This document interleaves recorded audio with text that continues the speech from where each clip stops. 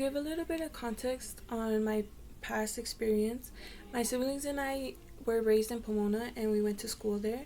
However, in high school, we had to move to Ontario to a really small place, and it wasn't the best environment to live in because there was constant police sirens going on. There's always people outside arguing and other elements.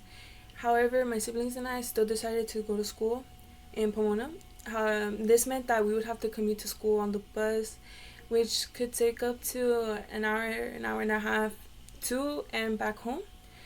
And I would constantly find myself wishing that we could just move back. It would be simpler for all of us, for us to go to school. We knew the area and we had friends and family there. And now that I've told you that, I will move on to how I was able to make a big change for my family. So after high school, I was struggling to find a job, and luckily in September I ended up getting a job at Target, and I would work there in the mornings. And this was around the time that school had started, and I wasn't able to take that many classes because I ended up sacrificing school to work a second job, and I started working at Taco Bell in the nighttime. And so this would soon mess up with my sleep schedule, and it was really hard to balance my social life with that too.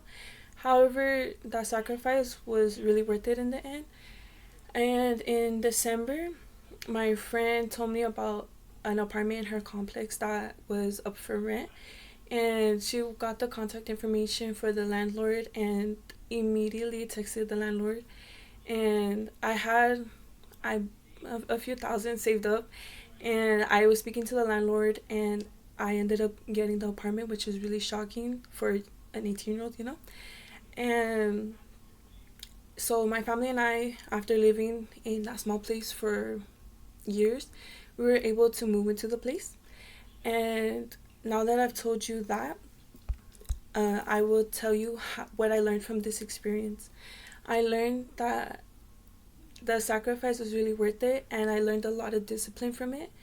And I also learned that it's okay to not be on the same timing and journey as everyone else.